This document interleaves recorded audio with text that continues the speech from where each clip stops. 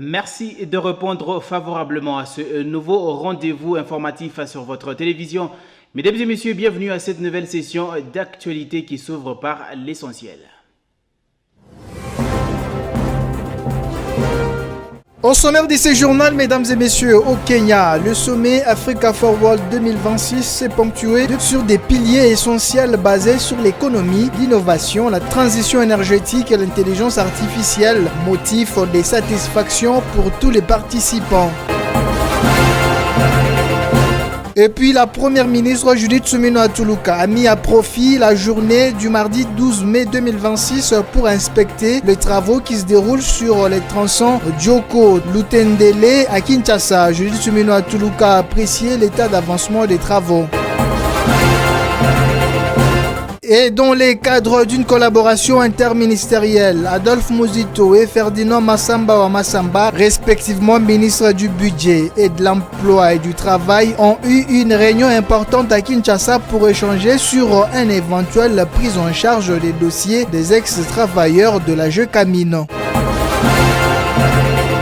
Enfin, ce journal en Afrique du Sud, le gouverneur ad intérim du Haut-Katanga, Martin Kazembe Choula, accompagné du ministre de l'Agriculture, Bobo Maloulou, a participé mardi 12 mai 2026 aux travaux de la 23e édition de la Nampo Park où Martin Kazembe a échangé avec des investisseurs du secteur de l'agriculture. Mesdames et messieurs, voilà tout pour les titres. Place à présent à votre journal.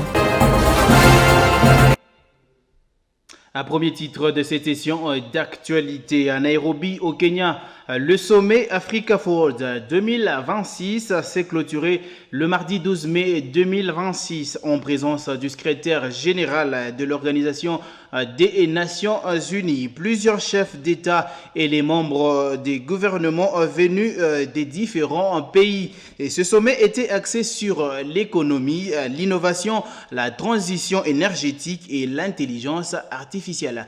Plus de précision, c'est dans cet élément de reportage. Organisé conjointement par William Ruto et Emmanuel Macron, cet événement a marqué une étape importante dans le renforcement des partenariats économiques entre l'Afrique et la France. À cette occasion, Emmanuel Macron a annoncé un engagement de 23 milliards d'euros d'investissement public et privé franco-africain destiné à soutenir la croissance, l'innovation, la transition énergétique ainsi que le développement de l'intelligence artificielle sur les continents. Le sommet a également servi de tribune au secrétaire général de l'ONU, Antonio Guterres, qui a appelé les dirigeants africains à miser sur une gouvernance efficace, la jeunesse et l'intégration régionale, rappelant que la réussite de l'Afrique reste aussi celle du monde. Partout sur ce continent, des millions d'autres sont déjà à l'œuvre. Ils codent, cultivent, construisent, s'organisent et imaginent l'avenir. Et ils réclament une gouvernance démocratique et inclusive et des institutions responsables. Chers amis, la réussite du continent n'est pas seulement un enjeu africain. Quand l'Afrique réussit, le monde entier y gagne. L'ambition de l'Afrique exige des investissements à grande échelle, des systèmes internationaux plus justes et des partenariats ancrés dans le respect mutuel. Les sommets s'est conclu avec la participation de la délégation congolaise conduite par la ministre des Affaires étrangères, Thérèse Kayikwamba, venue réaffirmer la volonté de la RDC de renforcer ses partenariats économiques et diplomatiques avec ses partenaires africains et européens. Et puis la chef du gouvernement, Judith Suminwa Tuluka, a visité plusieurs chantiers cadrant avec le projet des rocades dans la ville-province de Kinshasa. Ces travaux évoluent normalement depuis le lancement du projet en juin 2024. Suivez. Accueilli sur l'avenue Ndjoku par l'ingénieur Nico Nzaou, directeur général de l'Agence congolaise des grands travaux, la première ministre Judith Suminwa reçoit les explications sur le projet des rocades qu'elle va visiter pour la toute première fois depuis le début des travaux en juin 2024. Il lui est rapporté notamment que le projet des rocades pour cette phase sud, c'est 73 km de route en cours de revêtement après d'importants travaux de terrassement, plusieurs ouvrages de franchissement dont 3 ponts allant de 180 à 90 mètres de portée et une importante opération d'expropriation de grande envergure avec près de 3000 propriétés impactées. L'hôte du jour, qu'accompagnaient quelques membres du gouvernement et le gouverneur de la ville, a par la suite parcouru tout le linéaire du projet, s'arrêtant à des lieux symboliques comme l'échangeur à 3 niveaux qui résoudra le conflit à naître entre le trafic de la route nationale numéro 1 et celui des rocades, ou encore au PK15 du projet où l'image finie de la route, protégée par un bon talutage en péré maçonné, a été réalisée. S'adressant à la presse, Judith Suminwa a salué les progrès réalisés, insistant sur la qualité et le délai à respecter. Les travaux étaient bien avancés. On a juste le problème d'expropriation au niveau du bout, dans cette zone-là, où il va falloir finaliser le processus d'expropriation et d'indemnisation des populations. Et nous avons continué jusqu'ici à Mitendi, où il va y avoir un périphérique qui va permettre en fait de passer en dessous de la Nationale 1 pour continuer jusqu'à Pompage et Ndélé. Et la RN1 va passer au-dessus. Donc il y aura vraiment ce périphérique-là. Et donc cette route-ci, on va continuer jusqu'à Pompage et Ndélé. Et il y a un autre projet qui va longer en fait le fleuve pour relier alors cette partie-là jusque vers l'aéroport. Donc ça, c'est la projection qui est faite. Mais on a bien vu que les travaux ont bien avancé. Au pont Goudiabaka, la première ministre a assisté à la pose de la dernière poutre par la firme Crekwit. Quelques minutes auparavant, elle franchissait à pied la rivière Mfouti, dont le pont de 120 mètres de portée a fini de recevoir les poutres et les compléments qui constituent son tablier. Fait remarquable sur le parcours, des habitations qui obstruaient le tracé continuent d'être démolies, signe que les indemnisations continuent à être payées aux personnes concernées. Dans le reste de l'actualité, fidèle à la vision du chef de l'État, Félix-Antoine Tshisekedi Tshilombo, le vice-premier ministre en charge du budget, Adolphe Muzito, a reçu en audience mardi 12 mai 2026 le ministre de l'Emploi et Travail, Ferdinand Massamba, dans le cadre de collaboration interministérielle au sein du gouvernement autour de la problématique de prise en charge des décomptes finaux des ex-travailleurs de la GECAMIN. Des précisions, c'est dans cet élément de reportage. Le dossier des décomptes finales et des indemnités de retraite des 10 655 ex-agents de la GECAMIN, communément appelés partants volontaires des années 2003-2004, connaît enfin une nouvelle avancée. Déterminé à privilégier la paix sociale et la justice envers les travailleurs congolais, le ministre de l'Emploi et du Travail, Ferdinand Massamba, sur recommandation de la Première ministre, a rencontré ce mardi 12 mai le vice-premier ministre, ministre du Budget, Adolphe Muzito, pour faire le point sur cette question sensible à fort impact social. Au centre des échanges, la mise en œuvre des instructions de la chef du gouvernement visant à examiner un mécanisme approprié devant permettre de remettre dans leurs droits les anciens agents de la GECAMIN ainsi que leurs ayants droit. Pour rappel, un protocole d'accord signé en 2019 entre le gouvernement congolais et le collectif des ex-agents GECAMIN prévoyait le paiement progressif d'une dette globale de plus de 186 millions de dollars américains sur une période de 18 ans. Mais depuis 2022, le paiement des tranches mensuelles avait été interrompu, suscitant inquiétude et revendications au sein des bénéficiaires. Soucieux d'aboutir à une solution durable, le ministre de l'Emploi et du Travail, Ferdinand Massamba, a réaffirmé l'engagement du gouvernement à traiter ce dossier avec responsabilité et humanisme, avec surtout la possibilité d'écourter la longue échéance commise à ce paiement. Nous avons bien échangé, il a promis d'examiner la faisabilité et aussi fait rapport à la hiérarchie, comment est-ce qu'ils vont entamer cette procédure. Je vais juste rappeler la vision du président de la République, son Excellence Félix-Antoine Tshisekedi Tshilombo, Quand il parle le peuple d'abord, c'est pas un slogan, c'est un message fort que nous devons nous concrétiser. Alors, il y a encore de l'espoir pour ces agents de la GECAMIN, ex-travailleurs, parce que le gouvernement ne les a pas oubliés, il est en train de se battre pour chercher un peu de moyens et terminer la situation des décomptes. Parce que après carrière, il faut entreprendre. On ne peut pas vraiment accepter après carrière qu'on inflige un calvaire à nos compatriotes congolais. Et surtout que le code du travail demande à ce qu'après le travail, on doit payer les avantages et tout ce qui est dit à un travailleur. Une démarche qui traduit la volonté des autorités congolaises de préserver la stabilité sociale tout en restaurant la dignité des anciens travailleurs du pays. Parlons jeunesse dans cette session d'actualité. La ministre des tutelles, Grace Amy Coutinho, a pris part mardi dernier au lancement du programme Talk Job Métier. Cette activité revêt une portée particulière. Les jeunes bénéficiaires ont été identifiés dans le cadre du village des opportunités 2025. Regardez.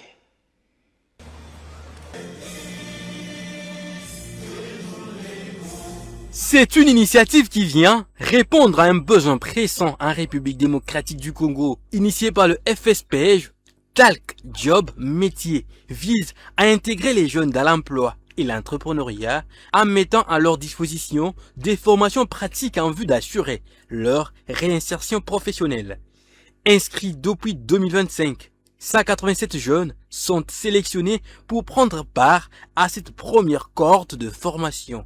Une preuve de résilience et d'abnégation pour Joseph Mbouyi Mukendi, directeur général du Fonds spécial de promotion pour l'entrepreneuriat et l'emploi des jeunes.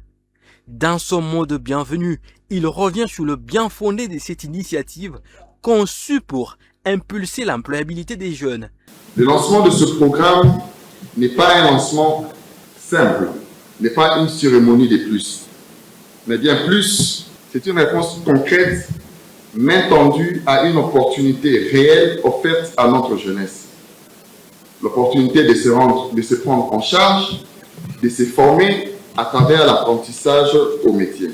Présidant la cérémonie de lancement de ce programme de formation des jeunes au métier, la ministre de la Jeunesse, Grace Coutinho, en a brossé l'économie des matières et la pertinence tout en soulignant qu'aucune économie au monde ne prospère sans les métiers.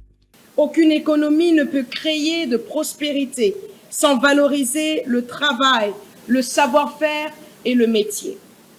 Aujourd'hui, notre pays fait face à un défi majeur, celui de transformer l'immense potentiel de sa jeunesse en force productive, créative et économique. Le programme Talk Job Métier apporte une réponse concrète à cette ambition. Il ne s'agit pas simplement d'un programme de formation. Il s'agit d'un instrument d'autonomisation, d'insertion professionnelle et de dignité sociale pour notre jeunesse. Officiellement déclaré ouvert. Je déclare officiellement lancé en ce jour le programme Talk Job Métier du FSPJ. Talk Job Métier, dont le premier module des formations s'ouvre ce 13 mai, s'est poursuivi en séance d'entretien entre chefs de service et bénéficiaires de la formation. Plusieurs filières sont retenues dans le cadre de ce programme, à savoir, entre autres, la gestion de projets, l'hébergement, la cuisine.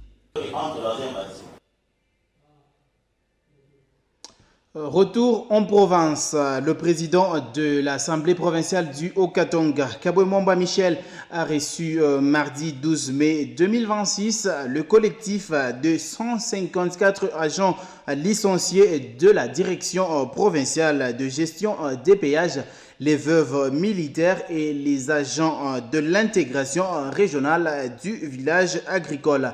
Les détails, c'est dans cet élément de reportage signé Esther Mbouyi et Dieu merci Tchunza Kabea.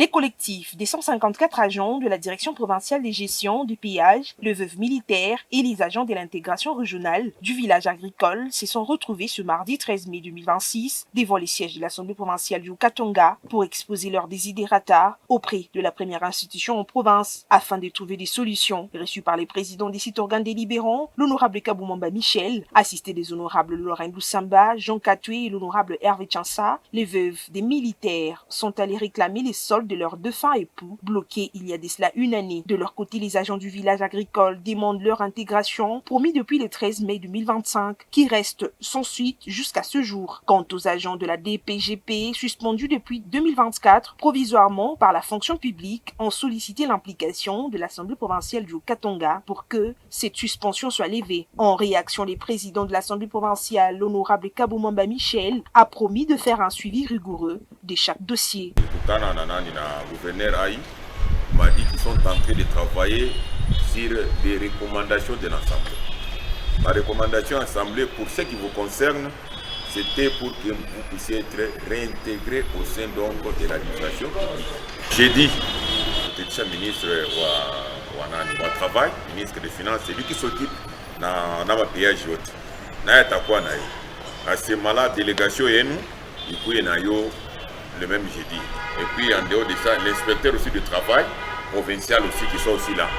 La moindre délégation est nous pour qu'on en finisse une fois pour toutes. Après des échanges, ces agents et veuves militaires ont quitté le siège de l'Assemblée provinciale du Haut-Katanga avec espoir de trouver des solutions à leurs revendications. Tout à fait autre chose. La province du Haut-Katanga et l'Afrique du Sud renforcent la diplomatie agricole. Le gouvernement provincial veut dupliquer le modèle agricole sud-africain dans le Haut-Katanga. Séjournant au pays arc-en-ciel, le gouverneur ad intérim Martin Kazembe Choula, accompagné du ministre provincial de l'Agriculture Bobo Maloulou Kalungwe, a participé aux travaux de la 23e édition de la Nampo Everest Days 2026 qui ont officiellement débuté mardi 12 mai 2026 plutôt au Nampo Park à Botaville en Afrique du Sud où Martin Kazembe Choula a pris langue avec plusieurs investisseurs en vue de garantir la sécurité alimentaire et réduire la dépendance aux importations. Suivez plus des détails dans cet élément de reportage. La République démocratique du Congo est ici valablement représentée par le gouverneur intérimaire du Haut-Katanga, bien accueilli par le directeur général de Nampo Park et la ministre provinciale de l'Agriculture des Free State, représentante personnelle du gouverneur. Martin Kazembe Choula est à la tête d'une importante délégation constituée notamment du ministre provincial de l'Agriculture, Bobo Maloulou Kalungwe, et de plusieurs autres experts intervenant dans les domaines agricoles. Les réflexions de cette exposition des 3 jours organisée du 12 au 15 mai 2026 à Free State porte sur la résilience par l'innovation. L'autorité provinciale du Haut-Katanga avec à ses côtés le consul général d'Afrique du Sud à Lubumbashi, Madame Salomé Masuku, a pris d'importants contacts avec les investisseurs appelés à apporter un plus dans les domaines agricoles dans la province du Haut-Katanga.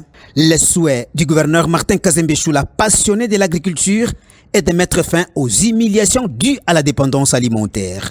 Comme vous le savez, lors de la 13e conférence des gouverneurs de Bandundu, animée par son Excellence, Monsieur le Président de la République, chef de l'État, il avait mis en avant-plan l'agriculture comme un secteur moteur et surtout connecter les milieux ruraux à milieu urbain.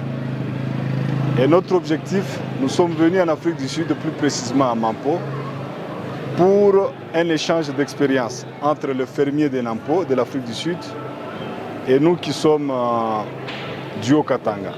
Nous avons un très bon climat, tout d'abord. Nous avons des terres qui sont inexploitées. Nos amis ici sont très avancés à ce qui concerne la mécanisation du secteur agricole. Ce qui nous a impressionnés, c'est cette mécanisation-là. Et nos amis sont très bien organisés. C'est pourquoi nous sommes venus nous enquérir de la situation pour prendre les modèles d'ici et aller les dupliquer chez nous. Voire m'inviter les fermiers d'ici pour qu'ils viennent aussi investir chez nous. Comme nous le faisons avec la politique du village agricole dans notre province du Haut-Katanga. L'agriculture, une préoccupation majeure pour le chef de l'État Félix Antoine Tshisekedi Tshilombo, inscrite dans les 6 axes prioritaires de son deuxième quinquennat. Une occasion saisie par le premier des Haut-Katanga, Martin Kazembe Choula, de visiter quelques stands pour la découverte des engins de dernière génération exposés à Nampo Park. La Nampo Harvest Day est l'une des plus grandes expositions agricoles de l'hémicycle sud qui offre plusieurs opportunités axées sur les nouvelles technologies dans les domaines agricoles et celui de l'élevage. Botaville, en République sud-africaine. Le sport, une des étapes de cette session d'actualité, est à suivre juste après cette transition.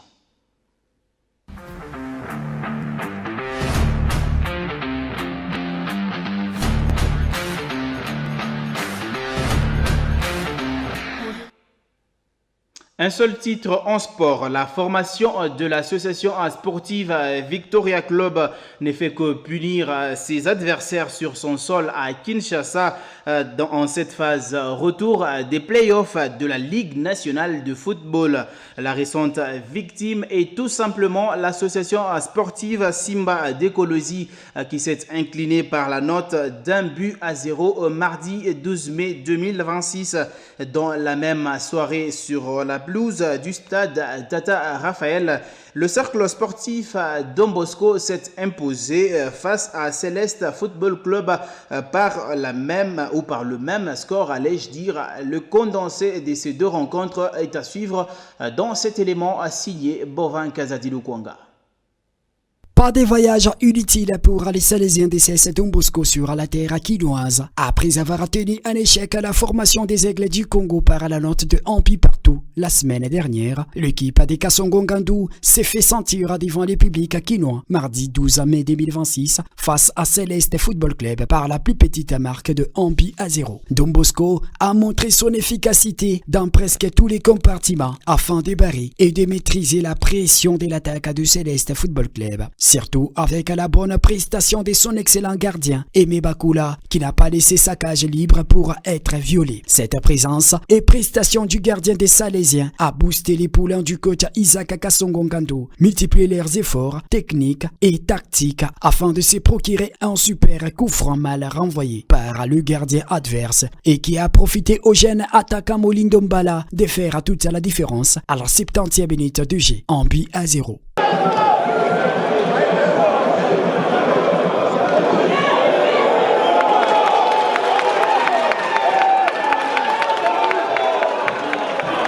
Une bonne victoire qui a permis à Don Bosco de bien s'installer provisoirement à la première place de la phase retour des playoffs de la Ligue nationale de football de la République démocratique du Congo. En deuxième explication, le Moscovite de l'AS Vita Club n'ont pas accepté de diminuer la confiance de l'ère fanatique face à l'AS Simba d'Écologie. L'équipe d'Écologie s'est noyée au stade Tata Raphaël de Kinshasa par un score étriqué de 1-0. Après sa bonne prestation face à l'AS Badiama Ignon au stade Kibasa Badiba de la commune Kenya, la formation des Papi Kimoto a subi la loi d'un vrai zombo les soirs. Après une première période compliquée entre ces deux équipes, Platini Mpiana Mouzizi n'avait pas encore dit son dernier mot. Le vétéran a fait parler de son expérience et son talent à la 87e minute sur un ballon mal dégagé par la défense des Rouges et Blancs. Mouzizi sinistre, Vecleb offre une bonne victoire aux Veclebiens.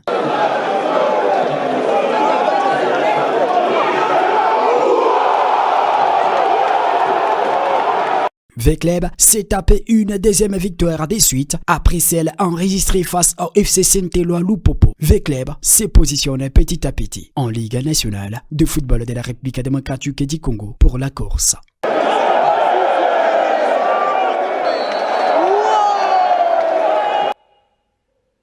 Mesdames et messieurs, place à présent à l'actualité internationale.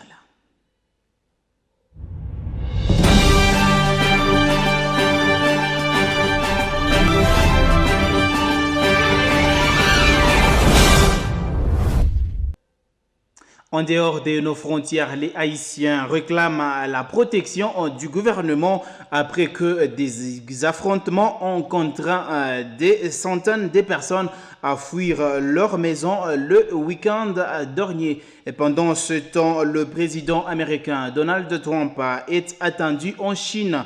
Une visite qui contribuera à stabiliser les relations sino-américaines, pensent plusieurs Chinois. Les détails, c'est tout simplement dans ce condensé.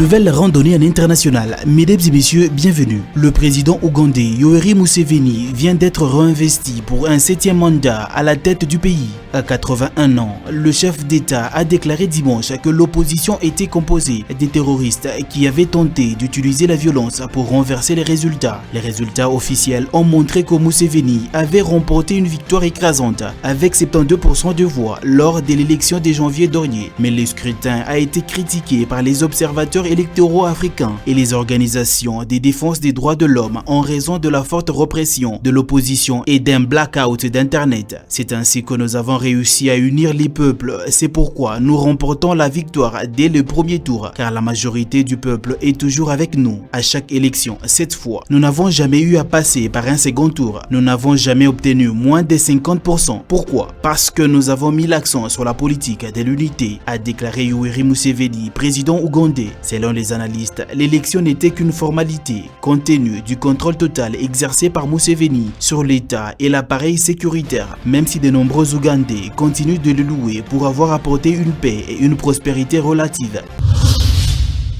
Dans le reste de l'actualité, les habitants du quartier des Cités Soleil, dans la capitale haïtienne, ont manifesté mardi pour réclamer la protection du gouvernement après que des affrontements ont contraint des centaines de personnes à fuir leur maison ce week-end. Dans leur désespoir d'échapper à l'attaque, certaines familles ont été séparées. L'orgue d'Orsan est dans la rue depuis dimanche, essayant de trouver des informations sur sa famille. Je ne sais pas où sont mes frères. J'ai entendu dire qu'ils avaient été tués. J'ai les cœurs serrés. Je ne sais rien, a déclaré Dorsan. Certains manifestants ont déclaré avoir vu des gens se faire tuer ce week-end à Cité Soleil, où l'on pouvait également observer des voitures brûlées et des vaches mortes. Les autorités haïtiennes n'ont pas communiqué des bilans des victimes. Je sais que 7 personnes ont été tuées et que d'autres ont été blessées par balle, a déclaré Michel-Ange Toussaint, qui était brièvement revenu chez elle à Cité Soleil pour récupérer quelques vêtements. Elle a expliqué que les attaques contre les civils avaient commencé dimanche vers 18h. Poussant de nombreuses personnes à fuir la zone pour se mettre en sécurité.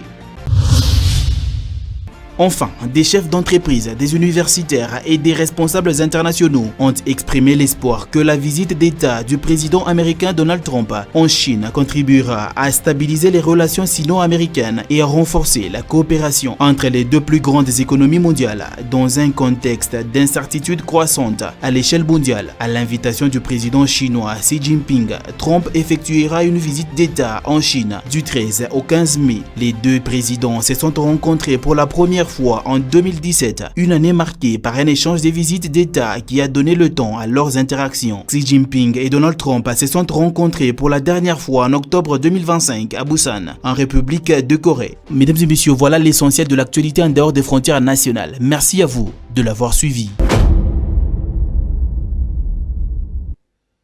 Dernier titre de votre journal. À travers un communiqué officiel daté du 7 mai 2026, le Conseil supérieur de l'audiovisuel et de la communication, CESAC en sigle, informe les chaînes de radio et télévision ainsi que autres annonceurs à ne publier ou à diffuser qu'une publicité ou un spot publicitaire qui a obtenu un avis favorable de conformité délivré par cet organe de régulation. Pour en parler, votre rédaction par le truchement de notre confrère Leroy Mwamba Katalui, adjoint au téléphone, Serge Ndjibou, rapporteur adjoint du CESAC, pour apporter la lumière quant à ce. Je vous prie donc de suivre ici l'intégralité de leur entretien. Monsieur Serge Ndjibou, bonjour. Bonjour. Vous êtes rapporteur adjoint du CESAC. Tout récemment, le CESAC a annoncé que désormais chaque produit publicitaire doit passer par lui avant toute diffusion. On peut savoir quelle peut être la motivation de cette décision. La loi n'a pas toujours existé, mais nous avons observé qu'il y avait un relâchement dans l'observation de cette règle, de cette loi. Le secteur de la publicité est un secteur très sensible parce qu'on observe la publicité dans le domaine de la santé, la publicité dans beaucoup de choses, sans que les produits qui font l'objet de la publicité ne soient vérifiés et vérifiables comme pour répondre aux critères de consommation. Alors, la loi organique numéro 11/001 du 10 janvier 2011, son article 12, dit que tout message publicitaire doit être approuvé par le CESAC. Et c'est même le CESAC qui programme les séquences de programmes, en fait, les espaces, la durée de la publicité dans les chaînes de télévision et stations de radio, selon la loi. Et le contrôle du CESAC sur la publicité est a priori et a posteriori. A priori, c'est-à-dire qu'avant que chaque message soit diffusé, il doit d'abord obtenir l'avis de conformité du CESAC. Et après, le CESAC va vérifier que ce qui est passé là, c'est ce que lui avait approuvé, avait validé, et que le temps imparti pour la tranche publicitaire a été respecté par le diffuseur. Donc ici, sont assujettis les annonceurs et les diffuseurs, ainsi que les agences de publicité. Comment le CESAC compte s'y prendre pour faire habituer cette méthode aux maisons de presse et quelle urgence y a-t-il pour procéder à cette mesure? Déjà, il y a une directive sur la publicité. Il y a également le communiqué qui a été publié et diffusé hier qui rappelle les obligations des uns et des autres. Et le CESAC a mis en place une brigade spécialisée dans le contrôle de la publicité. Donc, il s'agira désormais d'un monitoring spécial sur la publicité et les contrevenants subiront de lourdes sanctions parce que l'observance de cette règle n'est pas une option, mais plutôt une obligation. Cette décision concerne les publicités déjà en train d'être diffusées dans des chaînes de télévision et radio. Le communiqué a annoncé une date limite, c'est-à-dire, je crois, le 20 août s'arrête. Que vous ayez des publicités qui étaient en train de se diffuser, ça s'arrête. Les annonceurs et agences de publicité déposent leurs spots auprès du CESAC, si c'est à Kinshasa, et si c'est dans les provinces, ils déposent à la représentation provinciale du CESAC. Et le service attitré va examiner le spot et on leur dira là-bas quels sont les frais administratifs qu'il faut payer pour cela. Et quant aux agences de publicité, elles doivent obtenir l'avis conforme pour exercer légalement en République démocratique du Congo. Dès ce lundi, c'est-à-dire le lundi de la semaine prochaine, un contrôle systématique va être lancé à ces sujets. Nézéfer Jean-Djibou, Magua Radio-Télévision vous dit merci d'avoir répondu à ces questions. Je rappelle que vous êtes rapporteur adjoint du CESAC. C'est moi qui vous remercie. C'est par cette interview téléphonique que nous jetons l'encre de cette session d'actualité. Mille merci à vous, mesdames et messieurs, pour votre fidélité tout à fait remarquable et surtout légendaire. Restez en compagnie des programmes de votre télévision. À très vite.